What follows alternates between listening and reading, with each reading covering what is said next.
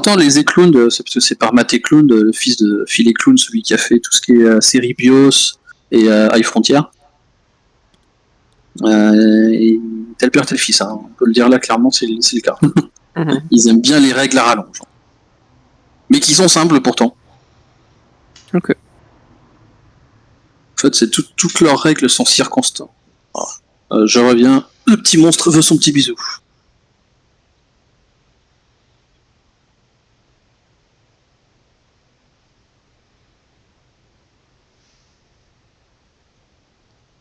En tout cas, il y a beaucoup de choses.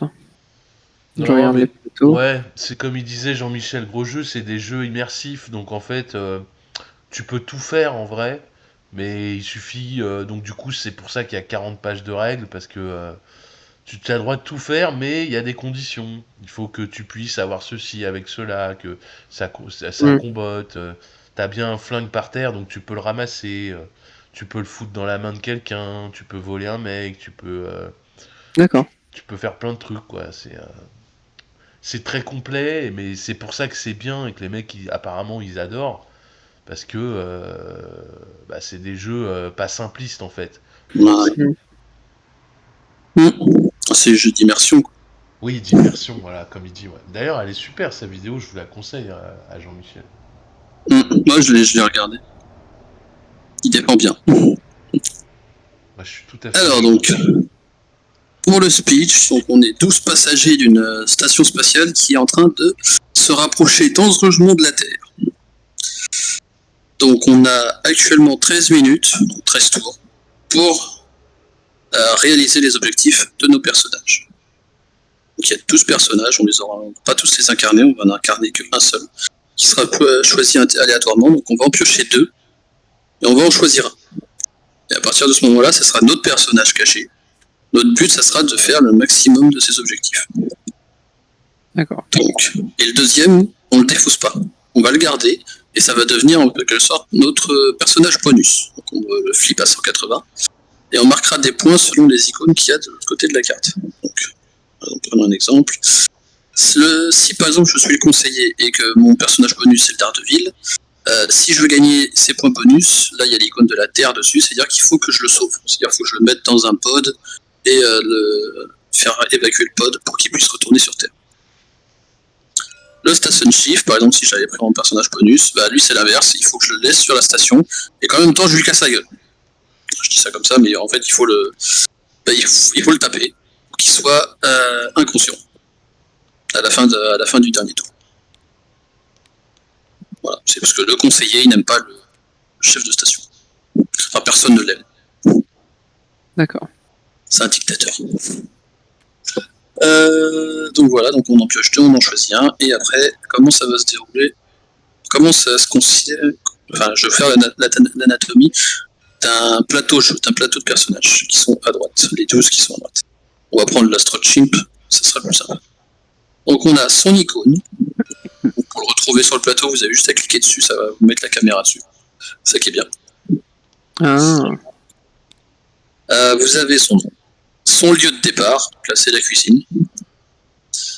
Bon, ça j'y reviendrai plus tard. Ça c'est des points bonus si c'est votre personnage bonus. Ensuite vous avez ses compétences. Donc il en a 2 et elles sont passives. On peut le reconnaître au symbole infini. C'est des compétences passives. Les symboles A, c'est des compétences quand on l'active. Donc, quand on clique sur ce petit bouton. Donc, par exemple, le chimpanzé, lui c'est un rat de tunnel, il peut passer à travers les lignes avec les pointillés jaunes. C'est des conduits d'aération. Et il est loyal, c'est-à-dire que seule une personne peut l'influencer à la fois. J'expliquerai comment on influence les personnes. Ensuite, on a ses objectifs. Et ça, c'est son pouvoir s'il se révèle. Un peu comme insondable. Quand on est méchant et qu'on se révèle, on a un pouvoir. Là, c'est pareil. Si on se révèle, on applique le pouvoir qui. Donc, les symboles infinis, c'est des passifs. Symbole actif, c'est au moment où on l'active. Etc. Puis après, il faut le lire. Je ne vais pas détailler tous les persos parce qu'il y en a beaucoup. Mais si vous comprenez bien, puis vous me demandez. Je vous le dis. Donc un tour de jeu, comment ça va se constituer? Donc, je vous ai mis des petites têtes de jeu en français que j'ai réussi à trouver. C'est plus facile pour vous. Ouais, chacun une. Pour ceux qui ont du mal à voir sur fond blanc, peut le mettre sur fond bleu. Alors, un tour de jeu, il y a 4 phases. Première phase, révélation, qui est facultative. C'est à votre tour de jeu, vous pouvez révéler votre perso si vous voulez. À quoi ça sert de se révéler? Comme je l'ai dit, à activer son pouvoir particulier. Vous pouvez aussi vous révéler en tant que personnage bonus. On appelle ça le Schrödinger, c'est-à-dire en fait on veut pas être notre perso qu'on a pris au départ, on veut incarner notre personnage bonus, dans ces cas-là, notre perso qu'on avait pris de base, et défausser. Sauf cas particulier, vous dire. Tout expliquer. Donc là en fait j'ai envie d'être. J'avais pris mon Daredevil en personnage bonus et mon conseiller en personnage principal. Là je me dis, en fin de compte, je marquerai plus de points avec mon Daredevil en fin de partie, donc autant que je le révèle tout de suite en personnage principal. Parce que si à la fin de la partie je ne l'ai pas révélé, je serai le conseiller. Donc c'est ce qu'on appelle le Schrödinger, ça permet de changer, c'est en quelque sorte un plan B, personnage bonus. Ça vous rapporte des points de bonus si vous gardez le conseiller, mais sinon vous pouvez marquer très bien des points avec lui, mais il faut le révéler en tant que personnage principal. Ensuite, la phase 2, influencer, donc c'est là qu'on va placer nos petits cubes. On en a 8 en début de partie. On en a 8. Et vous allez pouvoir en placer un ou plusieurs sur le même personnage pour l'influencer. Donc l'influencer, c'est ce qui va nous permettre de pouvoir le jouer quand ça sera notre tour. Donc, pas forcément le perso qu'on a dans notre main en début de partie, ça peut être n'importe quel perso. On peut influencer tous les personnages. Ouais. Leur faire des actions qui nous arrangent, quoi. Ouvrir ça, une voilà. porte. Ouais. Par exemple, on a un objectif qui nous dit il nous faut telle donnée. On est très loin de là où on va choper les données. Après. Donc on peut prendre un perso qui est juste à côté d'un ordinateur qui nous permet de prendre des données, de les récupérer, puis ensuite de lui refiler quand on se croisera. Donc quand ils disent PC sur les astuces, c'est personnage joueur, donc c'est le tien, et PC c'est le personnage bonus. Donc bonus caractère. Donc les NPC c'est les non-personnages caractères. Donc, les personnages non joueurs, un PNJ en français. Donc dès qu'on a posé un cube, on appelle ça un conspirateur, c'est-à-dire c'est un conspire avec nous, ce personnage. Quand un joueur pose plus de cubes d'influence qu'un autre, c'est lui qui prend la fidélité du perso. Si on est égal, c'est-à-dire si moi j'ai un cube blanc et que Noctus a un cube rose, on peut tous les deux le contrôler tant que personne ne met plus, quoi. Qui est égal ou supérieur. Voilà. Ensuite, on passe à la phase 3, la phase d'activation. C'est là qu'on va décider qui on active. Au premier tour, on va pouvoir activer qu'un perso, parce qu'au premier tour, on va influencer qu'un seul. Donc, imaginons, j'influence le shooter au début de mon tour. J'essaie de l'activer. À ce moment-là, j'ai pléthore d'actions possibles. On est limité à 2 actions par tour. Mais on en a beaucoup. Tas de base déjà, plus celles-là qui dépendent de l'endroit où on se trouve. Alors, les actions, comment ça se déroule? Donc, on fait ces 2 actions. Donc, parmi les actions, on a quoi? On a le déplacement. Se déplacer, c'est une action, on se déplace que d'une case. On a prendre un objet, ramasser un objet qu'on a sur le même case que notre personnage. On a drop, donc c'est lâcher un objet, on pose un objet au sol. Sur la pièce où on se trouve, on a give, on peut donner un objet à un personnage qui est sur la même case que nous. Throw, c'est on peut lancer un objet dans une autre pièce. Voilà. Copy, c'est permis de copier des datas, donc ça j'y reviendrai quand j'expliquerai ce que c'est que les datas. Delete, ça permet de supprimer une data. Attaque, donc attaque, c'est on va pouvoir attaquer avec 2 types d'armes. On a la clé à molette et on a le pistolet. Pour l'instant, le pistolet, il n'y en a pas sur le plateau, il faut les crafter. Les seuls qui peuvent les fabriquer, c'est les officiers. Sur les plateaux perso, il y a marqué officier. Il y en a 3 dans la partie de base, il y a le station de chef, l'ingénieur et le conseiller. Les 3 qui peuvent fabriquer des pistolets. Donc comment on attaque? C'est simple, si vous vous situez dans une pièce avec un autre perso et que vous avez une des 2 armes, soit une clé à molette ou un pistolet, vous pouvez attaquer. Avec la clé à molette, on ne peut pas attaquer quelqu'un qui est protégé par un casque. Si un personnage a un casque, on ne peut pas l'attaquer. Les robots, on peut les attaquer même s'ils ont un casque. Il n'y a que les humains, donc les humains on les reconnaît, c'est ceux qui ont les hexagones, les robots c'est ceux qui ont les engrenages. Les robots ils peuvent porter des casques, peu importe, on peut quand même les taper avec une clé à molette. Par contre un humain qui a un casque, on ne peut pas le taper avec une clé à molette. Et avec un pistolet on peut attaquer tout, qu'il a un casque. Mais par contre un pistolet, c'est pas parce qu'il tire qu'on peut tirer à distance, il faut qu'on soit dans la même pièce. Ensuite, on peut voler un joueur. Donc, ça fonctionne comme l'attaque, sauf qu'au lieu de taper un joueur, on l'attaque. Alors à quoi ça sert d'attaquer d'ailleurs, je l'ai pas dit, mais quand on attaque, on flippe le jeton du joueur qu'on attaque. Donc il est down, c'est-à-dire que plus personne peut l'activer tant qu'il n'a pas été soigné. J'expliquerai comment on soigne juste après. Mais une grosse croix aussi pour dire. Et Rob, c'est simple, si par exemple avec le troubleshooter je vole le stowaway, tant que j'ai une arme, c'est bon. J'ai une arme, elle en a pas, hop, je lui prends ces objets qu'elle a ici. Donc quand on prend un objet, on le met sur la fiche du personnage. Sauf les compromates, c'est les petits fichiers avec un K, on appelle ça des compromates. C'est des fichiers qu'on va prendre sur nous et qu'on va pouvoir dépenser pour activer le perso qui aura à son recto, à son verso. C'est une action gratuite. Donc le vol c'est fait. Le sabotage, quand on entre dans une pièce et qu'on a une clé à molette, on peut, si on veut, saboter la pièce, c'est-à-dire on prend un jeton sabotage et on le met sur la pièce. Certaines pièces ont des conditions si elles sont sabotées, par exemple le fuel, cellule de fuel. Si on les sabote, on met du feu dans le réservoir. Et les feux et les gaz, c'est chiant. Parce qu'il faut un casque pour aller dans ces pièces-là, sinon on tombe tout de suite, dès qu'on rentre dans une pièce avec un jeton triangle, donc feu ou gaz, on est inconscient tout de suite. Sauf si on a un casque. On peut bloquer les joueurs avec ça. Et on a Revive, donc le Revive, si on a du nanogel, donc c'est des petits tubes de pommade, ils ont deux utilisations. Première utilisation, on flip, deuxième, on défausse. Permet de retourner un jeton sur sa phase en vie. À condition qu'on soit sur la même case, bien entendu. Et on peut aussi attendre, sauter une action. Tout simplement. Et ensuite, toutes les autres actions, c'est dépend des sections monstrueuses. Ça, je vous laisserai lire au fur et à mesure. Donc voilà, un tour de jeu, c'est deux actions. On a une action qui est gratuite, c'est le pick et drop. On peut le faire une fois par tour, on peut faire un pick et un drop gratuit par tour. Ensuite, on a les jetons bribes, c'est ces jetons-là. C'est les pots de vin.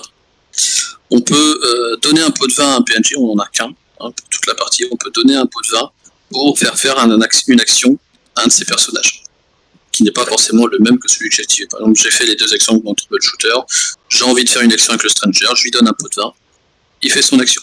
Il fait l'action que j'ai envie qu'il fasse. Ça, c'est qu'une fois par tour, le bribe. Et on a aussi les compromates, donc c'est ces petits fichiers là, comme j'ai dit. On regarde derrière, quand on prend dans sa main, on regarde derrière, il y a l'icône d'un des personnages. On peut dépenser ce compromat pour faire une action comme avec le jeton pose 20. Ensuite, phase 3B qu'on peut faire aussi, c'est on peut reprendre son disque d'action et un cube sur n'importe quel personnage où on a des cubes. Alors par contre, c'est soit phase A on active, enfin 3A, soit on renégocie. Donc en fait, on passe son tour à renégocier avec les PNJ. Et phase 4, résolution. Donc ça, c'est si on a posé des jetons en marqueur de temps. Donc ça, ce sera expliqué sur les différentes actions qu'on peut faire. Donc voilà pour un tour de jeu classique. Et une fois que tout le monde a joué, on avance le marqueur temps. Une fois que le marqueur arrive au dernier tour, on finit le tour et on passe à la phase 2, décompte des points.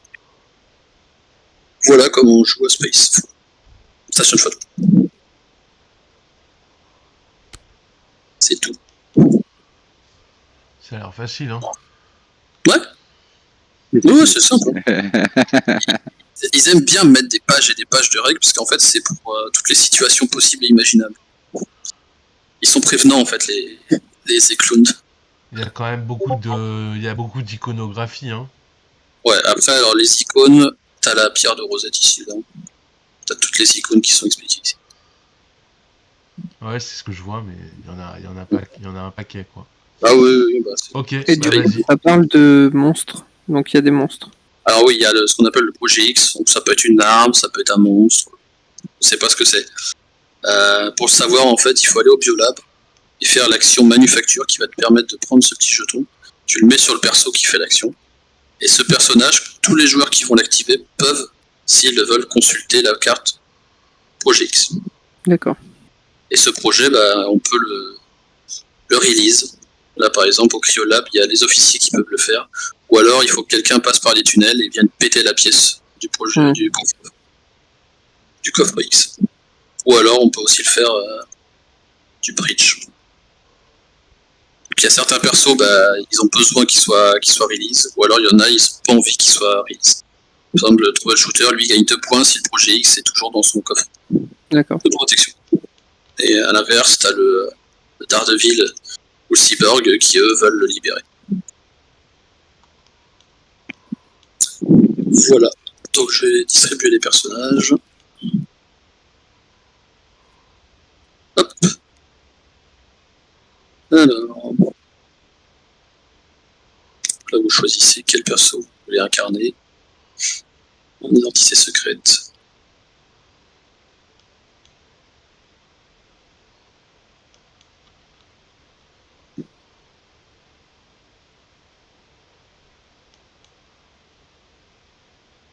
Ils sont où les persos? Dans tes mains. Bah, j'ai rien moi dans ma main.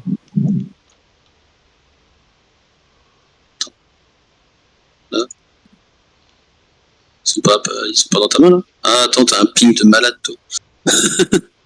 Ah bon? Tu dois ramer là je pense. Ah peut-être, je sais pas. Ah, tu vois les cartes dans notre main toi ou pas? Tout le monde voit ses cartes. Ouais, moi je le vois. Parce que je vois que Noctus il a un ping de 999. Je sais pas si vous le voyez vous aussi. Tout en haut à droite. Ouais, tu dois avoir un. Tu dois bien laguer là. Ouais, c'est bizarre. Ouais. Donc quitter revient sur la table. Ouais, ce que je vais faire. Je vais regarder ma connexion. Parce que ton ping il est. Le 9 là.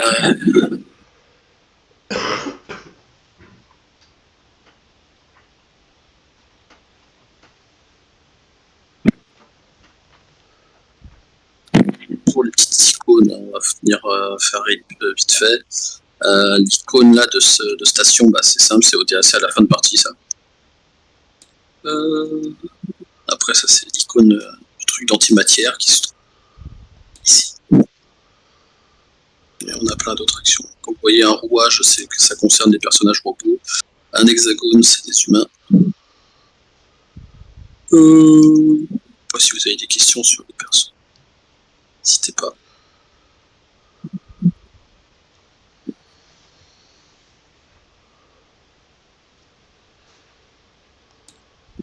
Non, c'est bon.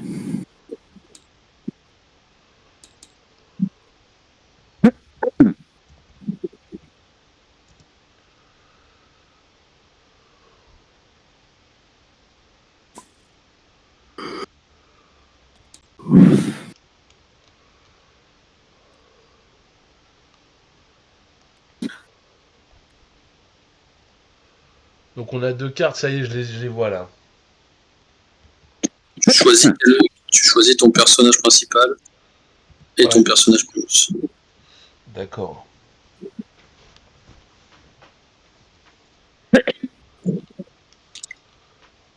Euh...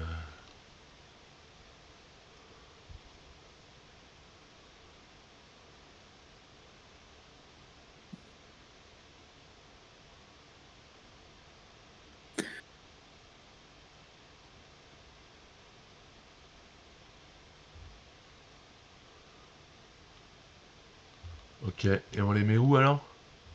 Tu les gardes en main. Il y en a un, tu le gardes droit et l'autre, tu le retournes à 180 degrés. Dire que c'est ton personnage bonus. Ok.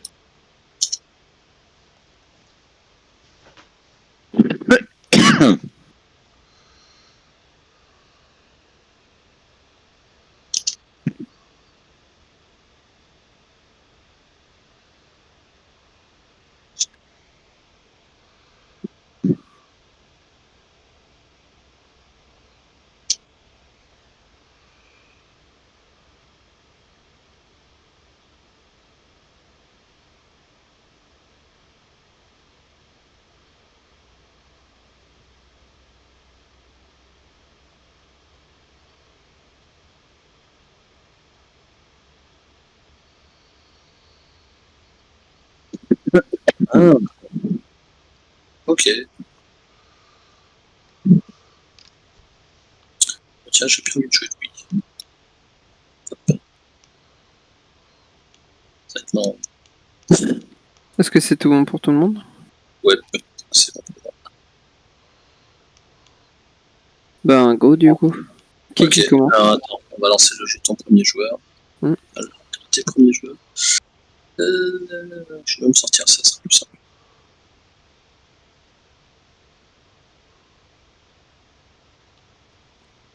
Attendez. Ah bah c'est bon. Ah non, c'est toi. C'est Irskel, le premier joueur. J'ai gagné en 26 tours. Un jeu qui joue en automatique. Et le premier joueur, il change pas. C'est toujours... C'est pour savoir quand le tour revient à Irskel, on déplace le jeton minute. Allez, vas-y. À toi de jouer. Ah mince, je voulais... Ok, attends. Alors, donc là, activé. Tiens, je te laisse Choisissez un de vos conspirateurs. Donc déjà, en fait, tu passes déjà par la phase donc révélation si tu veux. Bon, je Oui, ne pas oui. que c'est On va pas le faire direct, quoi.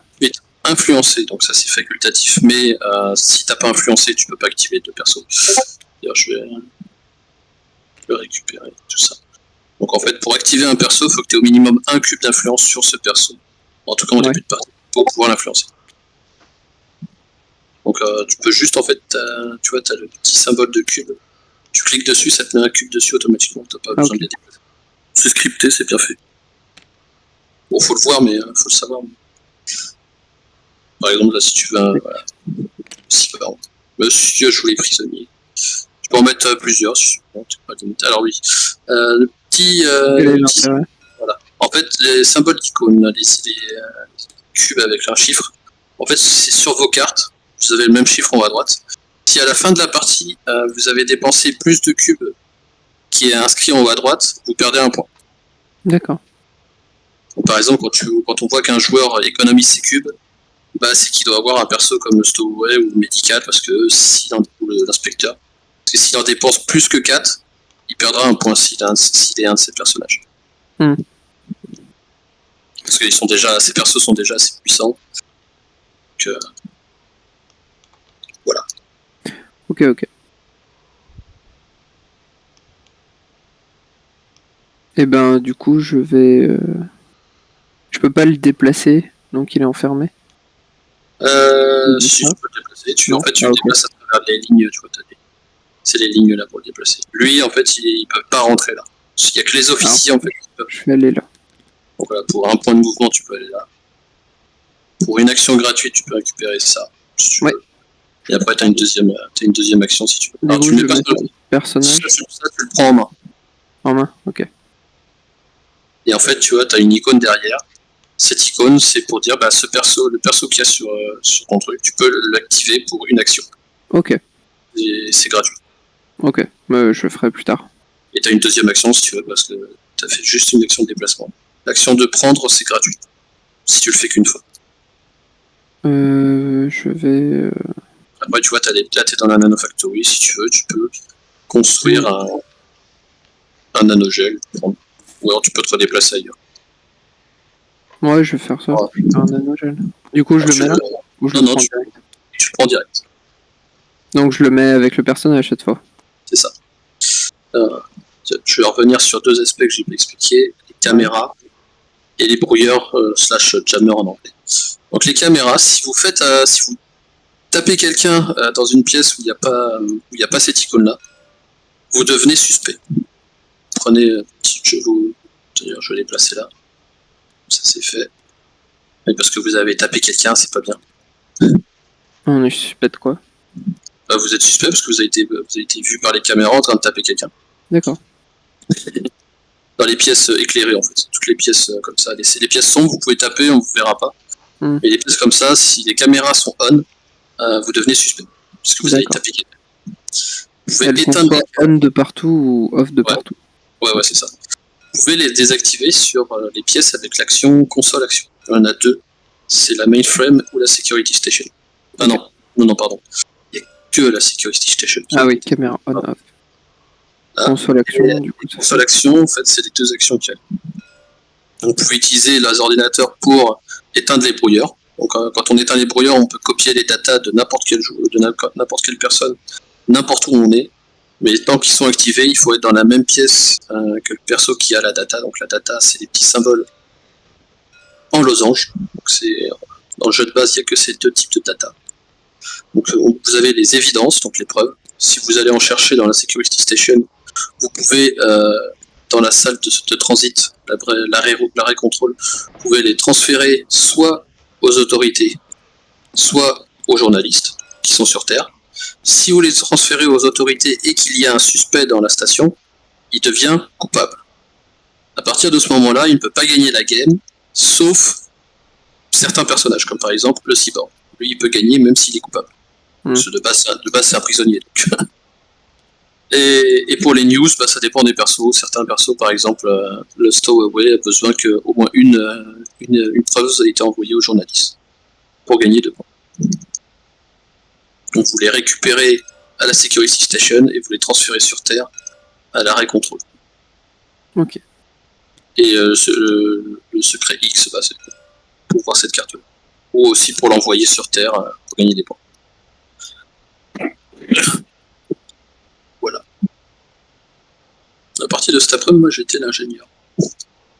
J'ai réussi à gagner avec l'ingénieur. J'avais fait péter la station. Du coup, j'ai fini, j'ai activé, j'ai fait les 2 actions. Tu peux péter 2 actions plus ton action gratuite. Si tu veux, tu peux utiliser ton compromat, ton pot de vin. Oui, mais non, c'est bon. Alors, à mon tour. Alors, qui on va aller déranger? On va les déranger. Puis là. On va aller déranger le conseiller. Tiens. Monsieur le conseiller, j'ai besoin de conseil. Alors, monsieur le conseiller, vous êtes là. Vous allez ouvrir la porte. Vous êtes un officier. Vous allez rentrer là pour une action. Ça, c'est gratuit. Hein, c'est mon pouvoir qui permet de passer à travers. Par contre, il l'ouvre pour tout le monde. Et pour la deuxième action, je vais faire un data mine et je vais prendre un compromat n'importe où dans la station. Prendre celui du pont. Ça sert à quoi ça, les compromises? Donc tu peux les utiliser pour activer la personne qui est affichée de l'autre côté. Tu retournes le jeton, enfin tu prends dans ta main. Ah donc là, ouais, mais là tu sais pas qui t'a pris là. Là c'est le hasard. Ouais, j'ai pris le hasard. Là j'ai un compromat sur un personnage que je pourrais utiliser pour l'activer et faire une action gratuite avec. D'accord. Une fois par tour, tu peux activer un compromat. J'ai fait une action, 2 actions. Ouais, j'ai fait mes 2 actions. Hop, ça s'enchaîne.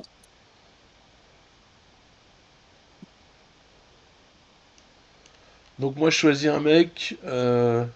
Tu l'influences et après tu pourras L'influence. Par exemple, l'ingénieur.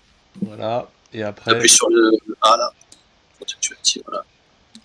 Et là, tu as 2 actions avec lui, plus une action de prendre un objet ou déposer gratos. Donc il est là, monsieur l'ingénieur. Donc je peux faire 1, je descends en bas. Et 2, j'arrive là. Ouais. Et là, tu as fait tes 2 actions. Et là, C'est rapide. Hein. Décontaminate, c'est quoi? Alors, c'est ces jetons-là. Quand t'en as un sur ton perso, tu peux venir ici pour le retirer. Ces jetons-là, on les chope ici, en fait. Dès que tu vas dans le biolab, tu te chopes un jeton. Je vais en mettre un comme ça. D'accord. Monsieur Dahl n'a pas compris qu'il fallait cliquer sur le petit icône. Ah merde, je suis con. C'est bien, on a envie de manipuler des objets. Ok, ouais, j'adore les cubes. Alors, moi je vais activer ce jeune homme. Alors pour info, juste Pascal, on récupère pas le jeton une fois qu'il est posé. on peut activer un personnage qui a déjà été activé durant ce tour. Mais dans faut ces mettre deux cas-là, cubes. alors non, on peut mettre qu'un seul cube, hein, ça marche tout pareil, sauf en fait que comme ce personnage a déjà été utilisé durant 7 minutes, bah, il est épuisé. Donc à ce moment-là, quand il est épuisé, on n'a droit qu'à une seule action. Sauf pour le cyborg, où il peut être utilisé 2 fois avant d'être épuisé, et on a aussi l'étranger qui peut être utilisé 2 fois avant d'être épuisé. Quand un perso est épuisé et qu'on l'utilise, on n'a qu'une seule action au lieu de 2. Allez, t'imagines, en 1 minute, tu lui dis d'aller là, là, là, là, là. Le pauvre. Ok. Donc, Ouais. Tu utilises le médic. voilà. Médic qui est là. Voilà. Je vais le faire passer ici. Pour une action. Et l'autre action, il va ramasser ça. Alors, ça c'est ramasser, comme j'ai dit, c'est gratuit, donc tu peux le ramasser gratos. Ah, alors ça va à moi par contre. Je le prends pour moi. Oui. Oui, tu le prends dans ta main. Donc là, tu vois, tu as une icône derrière ce fichier qui te dit que le perso qui est indiqué sur ce petit token, tu peux l'utiliser pour faire une action. D'accord. Une fois par tour.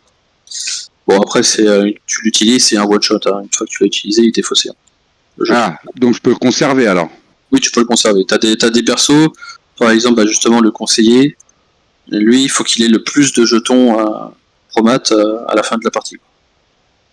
Et là, si je veux faire l'action manufacture, Alors, ça te coûte une action. Hein. ouais. Et donc, vu que toi, tu as déjà fait une action pour te déplacer, Ouais. l'action gratuite pour prendre ça, tu fais ta deuxième action, et au prochain tour, tu pourras réactiver le médic pour faire l'action manufacture. Mais ça, c'est une action, donc vu que tu as déjà dépensé tes 2, tu peux pas la faire. D'accord. Sauf si tu veux utiliser ton pot de vin pour faire une troisième action. Non, c'est bon. L'inconvénient du pot de vin, c'est qu'on en a qu'un seul durant toute la partie. Sauf avec l'inspecteur.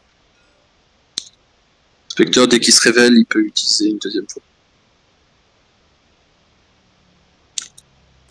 Ok, c'est à moi.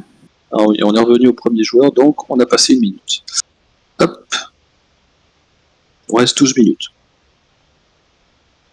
Bon, quand je dis minutes, c'est tout.